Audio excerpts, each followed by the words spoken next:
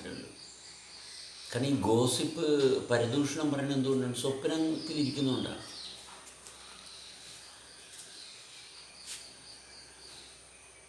നമ്മൾ ചുറ്റുപാടും കാണുന്ന കാര്യങ്ങളെ നേരിട്ട് ഡീൽ ചെയ്യും, വ്യക്തമായിട്ട് ഡീൽ ചെയ്യണം. ഇപ്പോഴുണ്ടാകുന്ന കാര്യങ്ങളെ നമ്മൾ വൃത്തിയായിട്ട് കൈകാര്യം ചെയ്യണം. അതാണ് നമ്മളുടെ പ്രാപ്തി അവിടെയാണ് വരുന്നത്. ഇപ്പോൾ ഉള്ള കാര്യങ്ങൾ ഡീൽ ചെയ്യുന്നതിന് പകരം എന്തുകൊണ്ടാണ് നമുക്ക് ഇപ്പോഴുള്ള കാര്യങ്ങളിൽ മാത്രം ഇടപെട്ട് നിൽക്കാൻ പറ്റാത്തത്? കാരണം ഉള്ളിൽ സ്വപ്നം എന്നതുകൊണ്ടാണ്. സ്വപ്നത്തിൻ്റെ ഭാഗം സാക്ഷാത്കരിക്കാൻ വേണ്ടി അത് നടപ്പിലാക്കാൻ പാടുപെടുകയും നടന്നുകൊണ്ടിരിക്കുന്നൊരു വ്യവസ്ഥയെ, മനോഹരമായിട്ട് നടന്നുകൊണ്ടിരിക്കുന്ന ജന്മത്തെ തള്ളിക്കളഞ്ഞിട്ട് നിരന്തരമായിട്ട് പെർഫെക്റ്റായിട്ട് വർക്ക് ചെയ്തുകൊണ്ടിരിക്കുന്ന ജീവിതം, അതിനെ ഉപേക്ഷിച്ചിട്ടാണ് നമ്മൾ പാടുപെടുന്നത്. വളരെ സിമ്പിളാണ്. ജന്മമെടുത്തിരിക്കുന്ന രീതിയിൽ നോക്കിക്കഴിഞ്ഞാൽ വളരെ വൃത്തിയായിട്ടാണ് വർക്ക് ചെയ്യുന്നത്. യാതൊരു കോൺഫ്ലിക്റ്റിംഗ് ആയിട്ട് യാതൊന്നുമില്ല. ഈ പുസ്തകം വായിക്കേണ്ട കാര്യമില്ല. എവിടെ നിന്നാണ് ഈ പുസ്തകം കയറി വന്നത്? നമ്മൾ ഈ അന്തരീക്ഷത്തെ വായിക്കുമ്പോൾ വളരെ വ്യക്തമായിട്ടാണ് അന്തരീക്ഷത്തെ വായിക്കുന്നത്. ഇപ്പോൾ നടന്നുകൊണ്ടിരിക്കുന്ന കാര്യങ്ങൾ. Okay, good morning Shafi, good morning Ruby. Okay, നമ്മളിവിടെയാണ് ലൈവായ ഒരു ഭാഗം. അവർ നമ്മുടെ മുമ്പിൽ വന്ന് അവരെ നമ്മൾ അക്നോളജ് ചെയ്ത്, അപ്പോൾ ഉള്ളിൽ ശൂന്യതയുമായിട്ട് അപ്പോഴേ സ്റ്റേബിളായി, വ്യക്തിയായി. ഉള്ളിലെപ്പോഴും ശൂന്യതയായിട്ടുള്ള ബന്ധത്തിലാണ്.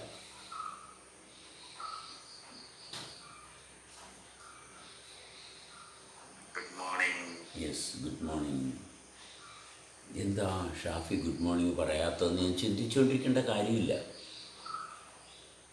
റൂബി എന്താ ഗുഡ് മോർണിംഗ് പറയാത്തതെന്ന് ഞാൻ ചിന്തിക്കേണ്ട കാര്യമില്ല.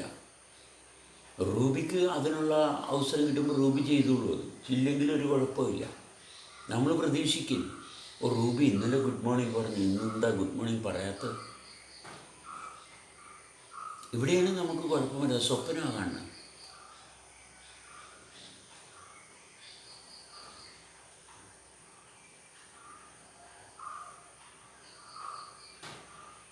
ഈ വ്യത്യാസം മനസ്സിലാക്കണം വ്യക്തമായിട്ട്.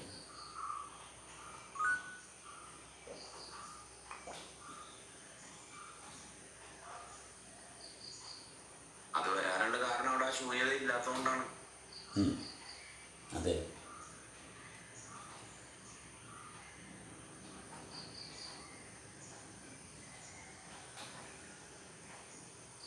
ശൂന്യത ഉണ്ടെങ്കിൽ മാത്രമേ ഉള്ളിൽ ശൂന്യതയാണ്.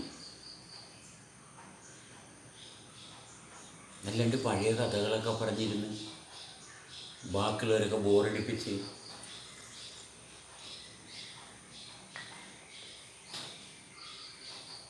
എന്തിനാണ് ഈ പഴയ കഥകളൊക്കെ പറയുന്നത്?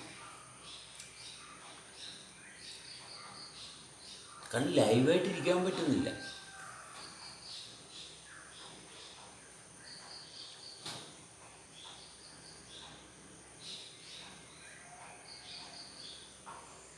ലൈവായിട്ടിരിക്കുന്നിടത്താണ് നമ്മളുടെ ശരീരത്തിൻ്റെ പ്രവർത്തനത്തിൻ്റെ തുടർച്ച.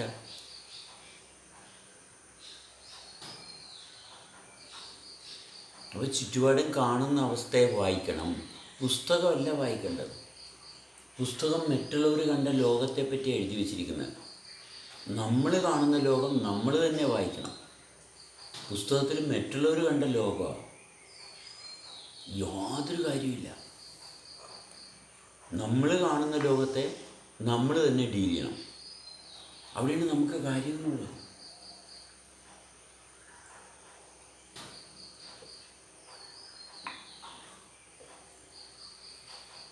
അപ്പോഴാണ് നമ്മുടെ ശരീരത്തിൻ്റെ വൃത്തി എങ്ങനെ വരും? ആകാശമായിട്ടുള്ള ബന്ധത്തിൽ. ശരീരത്തിൻ്റെ വൃത്തി ആകാശമായിട്ടുള്ള ബന്ധത്തിലേ വരത്തുള്ളൂ. ശരീരം വൃത്തിയാക്കണമെന്നെങ്കിൽ സ്വപ്നം ഉണ്ടാകരുത്. സ്വപ്നമില്ലാണ്ടിരുന്നാൽ മാത്രമേ ശരീരം വൃത്തിയാക്കാൻ പറ്റത്തുള്ളൂ. അല്ലെങ്കിൽ ശരീരം കൊണ്ട് പണിയെടുപ്പിക്കുന്ന ഒരാളായിട്ട് മാറും. സ്വന്തം ശരീരം കൊണ്ട് പണിയെടുപ്പിച്ച് അല്പം ശരീരത്തിന് സുഖം കൊടുക്കുന്ന ഭാഗം, ശരീരത്തിന് സുഖം കൊടുക്കാൻ വേണ്ടി മാത്രം നടക്കുന്ന ഒരാളാകും. ജീവിക്കുന്ന ഭാഗം ഉണ്ടാകത്തില്ല.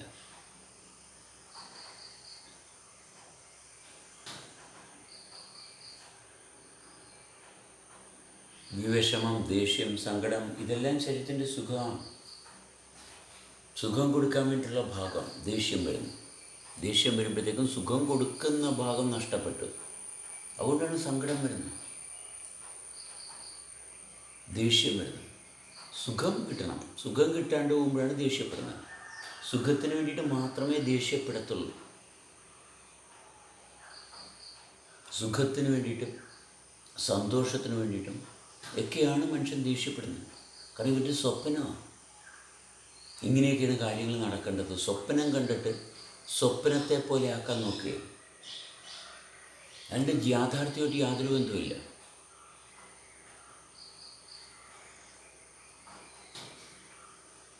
പണിയെടുക്കണം മക്കളെ, പണിയെടുക്കണം, നന്നായിട്ട് പണിയെടുക്കണം. സോഴ്സിൽ നിന്നിട്ടാണ് അക്നോളജ്മെന്റ് എങ്കിൽ അവിടെ സ്പേസ് ആണ് അതിനെ കംപ്ലീറ്റ് ചെയ്യുന്നത്.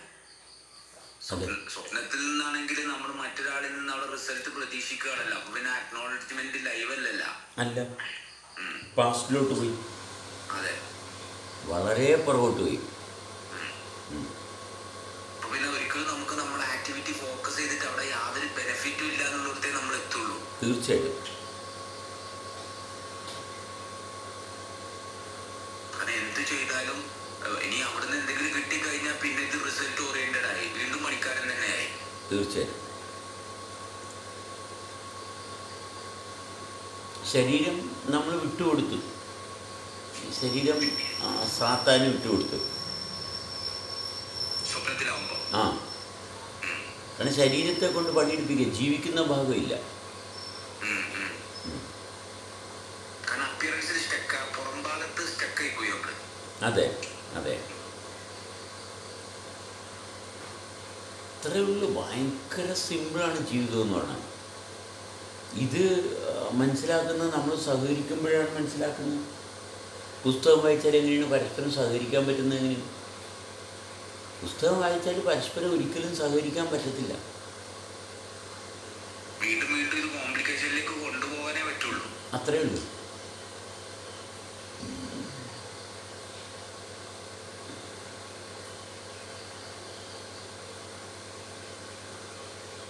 കാരണം അവിടെ ആ കണ്ടിന്യൂറ്റീവ് ആയിട്ടുള്ള ഫങ്ഷൻ നടക്കണില്ല. അതെ, അത് അവനവനാണ് അതിനുള്ള റീസൺ ഒന്നും അതും മനസ്സിലാവണില്ല. അതെ, ഇത്രയും കാലം ചെയ്ത പ്രവൃത്തിന്ന് ഒന്നും കിട്ടിയില്ല എന്നുള്ള തിരിച്ചറിവ് അവിടെ അത്രയും ക്ലിയർ ആയിട്ട് ക്രോസ് ലെവലിൽ കിടക്കുന്നുണ്ട്. That's why I am looking for wonderful living. അല്ലെങ്കിൽ ഞാൻ ഇത്രയും കാലം ചെയ്ത പ്രവൃത്തിന്ന് എനിക്ക് സ്വസ്ഥത കിട്ടാത്തത് കൊണ്ടാണ് ഞാനിപ്പോൾ നമ്മളെന്ന് പറയുന്ന അവസ്ഥ മെയിൻറ്റെയിൻ ചെയ്യണത്. എന്നിട്ട് അവിടെയും വിട്ടുകൊടുക്കാൻ പറ്റുന്നില്ല. അതെ, എന്തൊരു വലിയ പണിയാ കൊടുത്ത്. 8ൻ്റെ പണി. നമ്മളൊറ്റക്കാര്യം. ഇപ്പോൾ ഷാഫിയും ഞാനും ഒരുമിച്ച് താമസിക്കുന്നതാണ്. ഞങ്ങൾ രണ്ടുപേരും കൂടിയാണ് പബ്ലിക് പ്ലാറ്റ്ഫോമിൽ ഒരുമിച്ച് സംസാരിക്കുന്നത്. ഞങ്ങൾ ഒരുമിച്ച് താമസിക്കുന്നവരാണ്. നമ്മൾ പബ്ലിക് പ്ലാറ്റ്ഫോമിൽ എവിടെ വന്നാലും ഒരുമിച്ച് സംസാരിക്കുക തന്നെയാണ് ചെയ്യുന്നത്. നിങ്ങളുടെ കൂട്ടത്തിൽ ആരുണ്ട്? നിങ്ങളുടെ കൂട്ടത്തിൽ ആരെങ്കിലും സംസാരിക്കാനുണ്ടോ? നിങ്ങൾ ശ്രദ്ധിച്ചു നോക്ക്. ഒരുമിച്ച് നടക്കാൻ പറ്റത്തില്ലെന്നും ഇവിടെ ഒരുമിച്ച് പോകുന്ന ഭാഗമേ ഉള്ളൂ. ഒരുമിച്ച് ഞങ്ങളുടെ എല്ലാവരുടെയും ശബ്ദം ഒരുപോലെയാണ് കേൾക്കാവുന്നത്. ജെനിയുണ്ട്, ജെനിയുടെയും വോയിസ് ഇതുപോലെ തന്നെ കേൾക്കാം.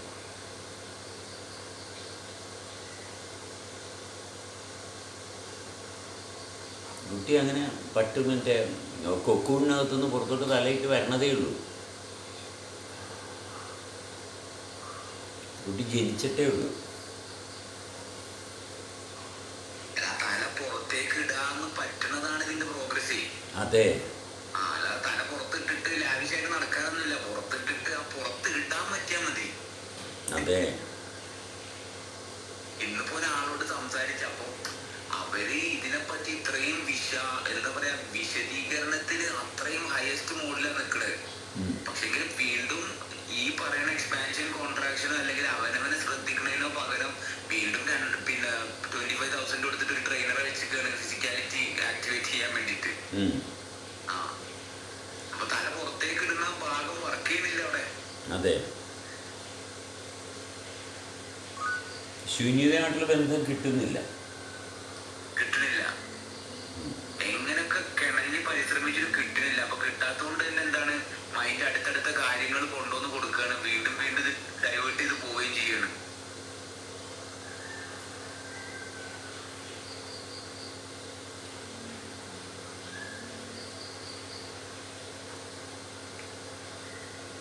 ജീവിക്കുക എന്ന് പറയുന്നത് വേറെ ആർക്കും തീരുമാനം എടുക്കാൻ പറ്റുന്നതല്ല.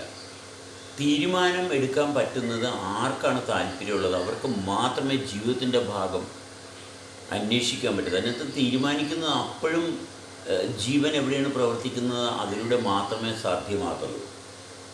നമുക്ക് ഒരു കാരണവശാലും ഇതിനകത്ത് അഴിച്ചുപണിയൊന്നുമില്ല. ഇത് ക്ലിയറായിട്ട് വർക്ക് ചെയ്തുകൊണ്ടിരിക്കുകയാണ്. അത് വർക്ക് ചെയ്യുന്നത് എങ്ങനെയാണ് അതിൻ്റെ ഒപ്പം നിൽക്കുക എന്നുള്ളതല്ലാണ്ട് വേറെ ഒരു മാർഗ്ഗവുമില്ല.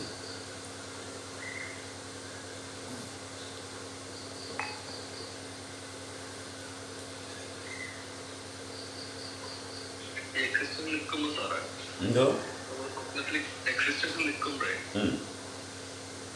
സ്വപ്നത്തിലേക്ക് വഴുതി വീഴാതൊരു കാര്യം തന്നെ ഈ ശരീരം നമ്മുടെ കൺട്രോളിലാണ്. അതും അങ്ങനെ ഒരു സാധനം ശരിക്കും ഉണ്ടോ? അതാണ് അതിലൊരു ഡിഫറൻസ് ഉണ്ടാക്കുന്നത്. സ്വപ്നത്തിലേക്ക് പോലെ കാണാനായിട്ട് തോന്നി ശരീരം ഞാനാണ്, അതിന്റെ കൺട്രോൾ എൻ്റെ തോന്നൽ.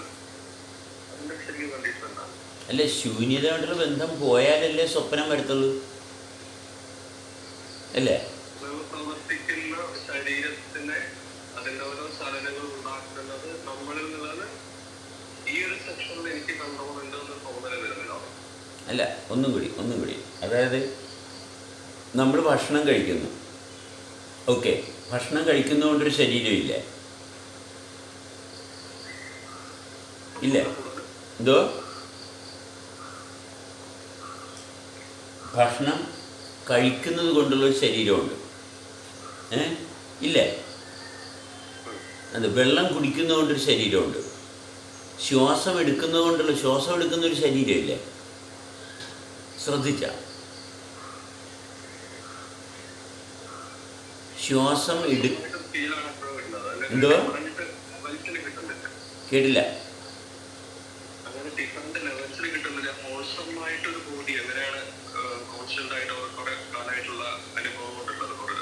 അതെ, അപ്പോൾ ഹോൾസം ആണെങ്കിൽ അതൊരു ഞാനാണ്, അത് ഞാനല്ലെങ്കിൽ നമ്മളാണ്. ഒന്നിച്ച് നിൽക്കുന്ന ശരീരമാണെങ്കിൽ അപ്പോഴും ശൂന്യതയാണ് ഇതിന് കാരണം. ഈ ശൂന്യത എന്തുകൊണ്ട് നഷ്ടപ്പെടുന്നു? എന്തുകൊണ്ട് ഉള്ളിൽ സ്വപ്നം കയറി വരുന്നു? ചുറ്റുപാടും കണ്ട കാര്യത്തെ അവിടെ വെച്ച് മര്യാദക്ക് ഡീൽ ചെയ്തില്ല അല്ലേ? അവിടെ വെച്ച് ഡീൽ ചെയ്യാൻ പറ്റിയില്ല, ഉള്ളിലെ ശൂന്യത വിട്ടുപോയി. അതാണ് പ്രശ്നം. എവിടെയാണ് പ്രശ്നം ആരംഭിച്ചത്? എവിടെ? ഉള്ളിലെ ശൂന്യതയ്ക്ക് പകരം സ്വപ്നം കയറി വന്നു. ശ്രദ്ധിക്കണേ, ഉള്ളിൽ ശൂന്യതയാണ്, അറിവില്ലായ്മയുടെ ഉള്ളിൽ വേണ്ടത് അല്ലേ?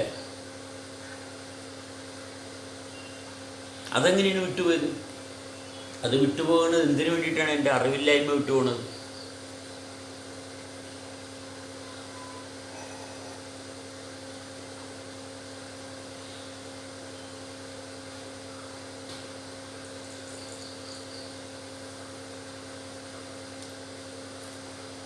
അല്ല, എൻ്റെ അറിവില്ലായ്മ വിട്ടുപോയതല്ലേ എൻ്റെ പ്രശ്നം.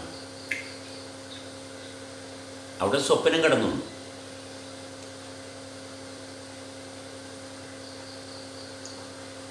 അല്ല, ക്ലിയർ അല്ലേ? കേൾക്കുന്നുണ്ടോ?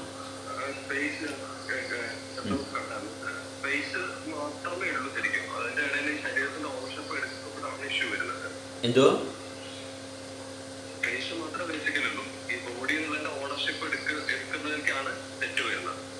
അല്ല, ബോഡിയുടെ ഓണർഷിപ്പ് ശൂന്യതയിൽ നിന്ന് എടുക്കാം.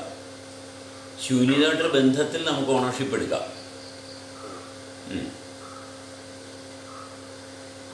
കാരണം ഓണർഷിപ്പ് എടുത്താലേ ശരീരത്തെ വൃത്തിയാക്കി കൊണ്ടുപോകാൻ പറ്റത്തുള്ളൂ. അപ്പോൾ ശൂന്യതയായിട്ടുള്ള ബന്ധത്തിലാണ് നമുക്ക് അധികാരം ഉണ്ടാകുന്നത്.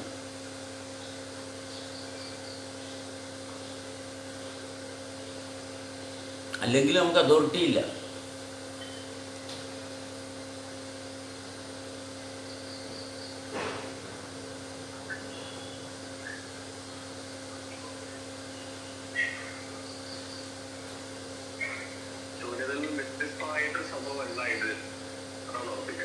എന്തോ അല്ല ശൂന്യതയായിട്ടുള്ള ബന്ധത്തിൽ മാത്രമേ അനശ്വരത ക്രമീകരിക്കാൻ പറ്റത്തുള്ളൂ, തുടർച്ച ക്രമീകരിക്കാൻ പറ്റത്തുള്ളൂ. ഈ അനശ്വരത എന്ന് വെച്ചാൽ തുടർച്ചയാണ്.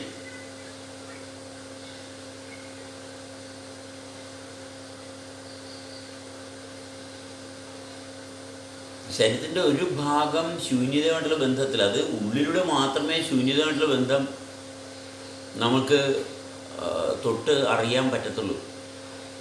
അത് വേറെ ഒരു മാർഗവും ഇല്ല.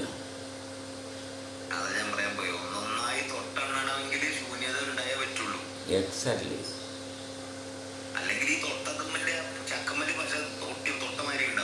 അതെ. പിന്നെ അതിന് വിടാൻ പറ്റണില്ല. ഒരു സുന്ദരിയായ പെണ്ണാണെങ്കിലും അല്ലെങ്കിൽ ഈ പൈസ ഇതിലൊക്കെ പെട്ടുപോവാണല്ലോ മനുഷ്യൻ ചെയ്യണത്. സുന്ദരിയായിട്ടൊരു പെണ്ണില്ല. അങ്ങനെ വരുമ്പോൾ സ്വപ്നത്തിലായി. ശൂന്യത വിടുമ്പോഴേ ഉള്ളൂ സുന്ദരി. അതെ, അല്ലെങ്കിൽ നമ്മൾ സഹകരിക്കണം എല്ലാവരുമായിട്ട്. അല്ലാണ്ട് സുന്ദരിയായിട്ടൊരു പെണ്ണ് അപ്പോൾ ഉള്ളിൽ ഈ സൗന്ദര്യത്തെ സ്വപ്നം പോലെ ഉള്ളിൽ വെച്ചിരിക്കുക, എന്നിട്ട് നമ്മൾ നരയിക്കുക. എന്തിനായി സുന്ദരിയായിട്ടുള്ള പെണ്ണിനെ കൊണ്ട് എന്താ പ്രയോജനം? ഒരു പ്രയോജനമില്ല ജീവിതത്തിൽ. സൗന്ദര്യം കൊണ്ട് ഒരു പ്രയോജനമില്ല. നമ്മൾ ഈ സൗന്ദര്യം എന്ന് പറയുന്നത് നമ്മളുടെ ജീവിതത്തിൻ്റെ തുടർച്ച നഷ്ടപ്പെട്ടു പോയതുകൊണ്ടാണ്. ജീവിക്കാത്തവരാണ് ഈ സൗന്ദര്യം എന്ന് പറയുന്നത്.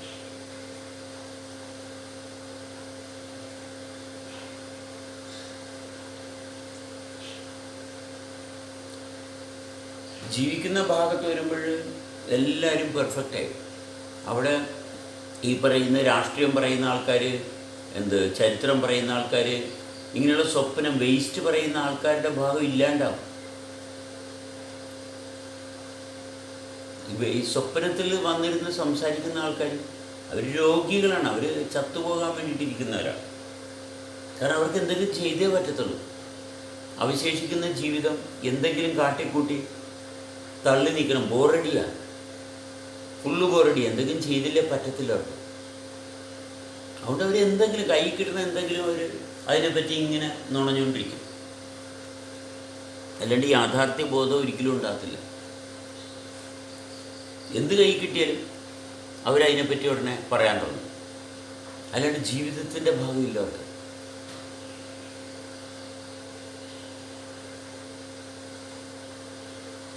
ഈ പരദൂഷണം പറയാൻ പറ്റുന്ന ആൾക്കാർ ചത്ത മനുഷ്യരാണ്.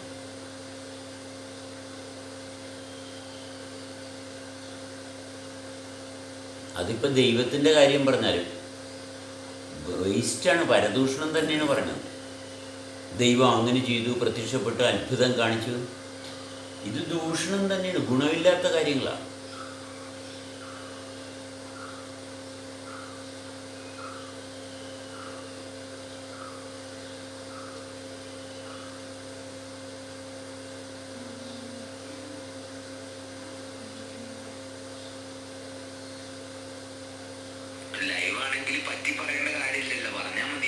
അതെ, പറ്റി പറയണ്ട, പറഞ്ഞാൽ മതി.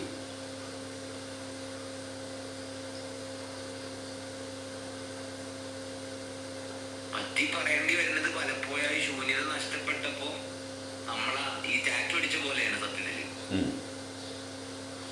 നമ്മളെ കൂടെ അങ്ങോട്ടായിപ്പോയി, അത് കൂട്ടിയിട്ടാ പിന്നെ നമ്മളെ വായിക്കുന്നത്. അതെ, ഒരു പുസ്തകം എടുത്തിട്ട് വായിച്ച് പറയണം, അല്ലാണ്ട് അവർക്ക് സംസാരിക്കാൻ പറ്റുന്നില്ല. എല്ലാവരും നോക്കിക്കോ, പുസ്തകം വായിച്ചിട്ടാണ് പറയണത്.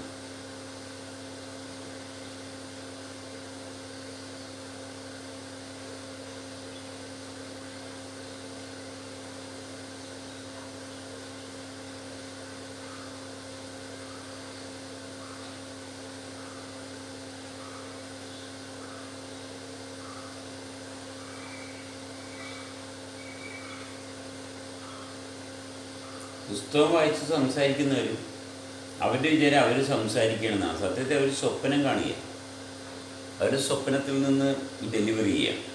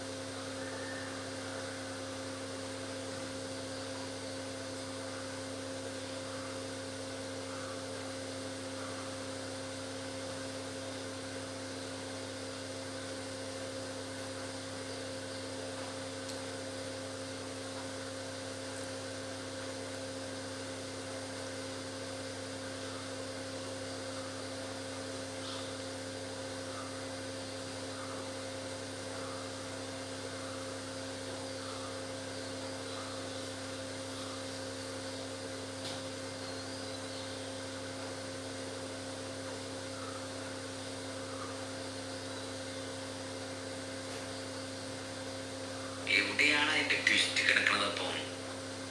സ്വപ്നത്തിൽ. കാരണം അതെ, പക്ഷെ ജീവിതത്തിൽ എവിടെയോ ശൂന്യതയുമായിട്ട് ബന്ധമുള്ള ഒരു കഥ. ഓക്കെ, ആ കഥ എന്ന് പറഞ്ഞ് ശൂന്യതായിട്ട് ബന്ധമുള്ള കഥ പറഞ്ഞ്.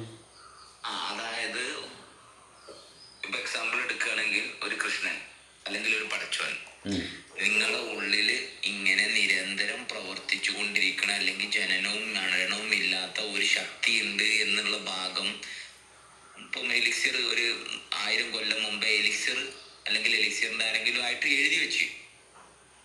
അല്ല, നിങ്ങൾ വായിക്കണേ എങ്ങനെയാണ്? അക്ഷരം എടുത്ത്, അക്ഷരം എന്തിനാണ് റെപ്രസെൻറ്റേറ്റ് ചെയ്യുന്നത്? അക്ഷരം എടുത്തു കഴിഞ്ഞാൽ നിങ്ങൾ വായിച്ചാൽ എന്ത് സംഭവിക്കും? രൂപം വേണം അല്ലേ? ഓൾറെഡി ഉള്ളൊരു സംഗതിനെ വായിക്കാൻ പറ്റുള്ളൂ. അത്രേ ഉള്ളൂ. വായന മുഴുവനും ഉള്ളതിനെയാണ് വായിക്കുന്നത്. നമ്മൾ അന്തരീക്ഷത്തെ ചുറ്റുപാടും കാണുന്ന കാര്യത്തെ വായിക്കുമ്പോൾ അത് ചുറ്റുപാടും ഉള്ളതാണ്. ഉള്ളതിനെ വായിച്ചുകൊണ്ടിരുന്നു കഴിഞ്ഞാൽ എങ്ങനെയാണ് ജീവിതത്തിൻ്റെ ഭാഗം? ഉള്ളതുമായിട്ടുള്ള ഇൻട്രാക്ഷനാണ് അവിടെ വേണ്ടത്. അവിടെ നിന്ന് നമ്മൾക്ക് ജീവിതത്തിൻ്റെ ഭാഗം മുന്നോട്ട് കൊണ്ടുപോകാനുള്ള യാതൊന്നും അവിടെ നിന്ന് കിട്ടത്തില്ല. മുന്നോട്ട് കൊണ്ടുപോകാൻ ശൂന്യതയിൽ നിന്ന് മാത്രമേ കിട്ടത്തുള്ളൂ. ശൂന്യതയായിട്ടുള്ള ബന്ധത്തിൽ മാത്രമേ ശരീരത്തിൻ്റെ വൃത്തി തെളിഞ്ഞു വരത്തുള്ളൂ, അല്ല വരത്തില്ല.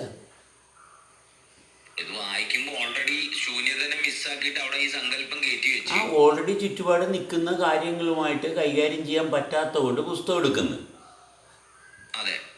നിലനിൽക്കുന്ന ആൾക്കാരുമായിട്ട്, കൂട്ടത്തിൽ സഹകരിക്കുന്ന ആൾക്കാരുമായിട്ട് സഹകരിക്കാൻ പറ്റുന്നില്ല. അതുകൊണ്ട് പുസ്തകം എടുക്കുന്നു. പുസ്തകം എടുത്തു കഴിഞ്ഞാൽ വീണ്ടും സ്വപ്നം വർദ്ധിച്ചു. ഓൾറെഡി ഒരു ചുറ്റുപാടും ഒരു സ്വപ്നം നിൽപ്പുണ്ട്. ഈ സ്വപ്നത്തിനകത്ത് വീണ്ടും സ്വപ്നം ഉണ്ടാക്കി. അതെ, സ്വപ്നത്തിനകത്ത് വീണ്ടും സ്വപ്നം ഉണ്ടാക്കി. മർദ്ദം കൂടിയില്ല, കാരണം അപ്പുറത്ത് ശൂന്യതയില്ല. ശൂന്യതയ്ക്ക് പകരം ഉള്ളിൽ സ്വപ്നം വന്ന്, അകത്തും സ്വപ്നം പുറത്തും സ്വപ്നം. അപ്പോൾ അകത്തും പുറത്തും സ്വപ്നത്തിൻ്റെ ഇടയിൽ സാൻഡ്വിച്ചിലായി ശരീരം. അപ്പുറത്തും ഇപ്പുറത്തും സ്വപ്നമായി. ഇല്ല, അപ്പോൾ സ്വപ്നമല്ലേ. അപ്പം അതുകൊണ്ടല്ലേ ശ്വാസം മുട്ടലും പ്രശ്നങ്ങളും രോഗവും എല്ലാം വരുന്നത്.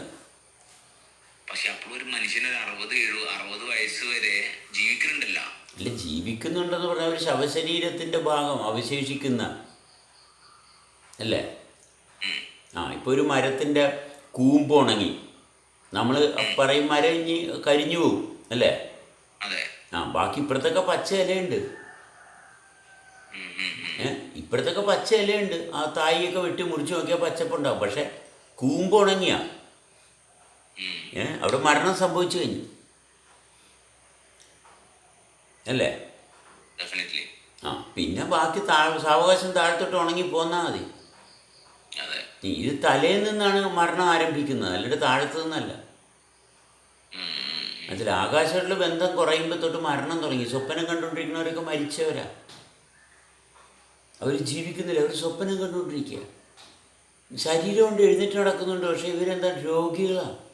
മരിക്കാനുള്ള കാരണങ്ങളാണ് രോഗം. അല്ല വേറെ ഒന്നുമില്ല. അവരോട് നമുക്ക് സംസാരിക്കാൻ പറ്റുമോ? ഇല്ല. അവർ നമ്മളോട് സംസാരിക്കുക, അവർ സ്വപ്നം കാണുകയും നിങ്ങൾ പറഞ്ഞ ഇന്നതല്ലേ, നിങ്ങൾ പറഞ്ഞത് ഇന്നതല്ലേ. ശ്രദ്ധിക്കണേ, ഈ സ്വപ്നം കാണുന്നവരെന്താണ് ചെയ്യുന്നത്? നിങ്ങൾ പറഞ്ഞത് ഇന്നതല്ലേ, അല്ലാണ്ട് നമ്മൾ പറഞ്ഞവർ കേട്ട് അവരിലിരിക്കുന്നില്ല. അവർ നിങ്ങൾ പറഞ്ഞത് ഇന്നതല്ലേ.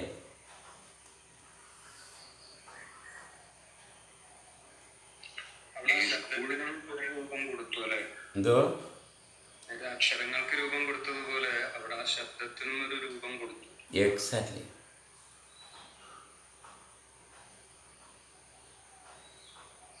അതാണ് പ്രശ്നം. എല്ലാത്തിനും രൂപം കൊടുക്കും. കാരണം നമ്മൾ രൂപത്തെ ആശ്രയിക്കും. രൂപം എന്ന് പറഞ്ഞാൽ വിഗ്രഹമാണ്. ഇപ്പോൾ മുസ്ലിംസ് പറയുന്ന വിഗ്രഹത്തെ ആരാധിക്കുന്നത്, പക്ഷേ മുസ്ലിംസാണ് ഏറ്റവും കൂടുതൽ വിഗ്രഹത്തെ ആരാധിക്കുന്നത്. ഏറ്റവും കൂടുതൽ മുസ്ലിംസാണ് വിഗ്രഹത്തെ ആരാധിക്കുന്നത്. അവരെന്താണ് ഈ ലോകം കീഴ്പ്പെടുത്താൻ നോക്കുന്നതിന്? ലോകം എന്ന് പറഞ്ഞാൽ വിഗ്രഹമല്ലേ. അവർ പറയുന്നതിന് ഘടകവിരുദ്ധമായിട്ട് ചെയ്യുന്നത് മുസ്ലിംസാണ്. എല്ലാ മതത്തിൽപ്പെട്ടവരും കണക്കാണ് കേട്ടോ. കാരണം എന്തിനാണ് മതമെന്ന്? മതത്തിൻ്റെ ആവശ്യം എന്താ? നമ്മൾ ജീവിച്ചാൽ പോരെ നന്നായിട്ട്. ജീവിക്കുമ്പോൾ ചുറ്റുപാട് കാണുന്ന കാര്യങ്ങൾ അതിനകത്ത് പെട്ടുപോകാതിരിക്കണം.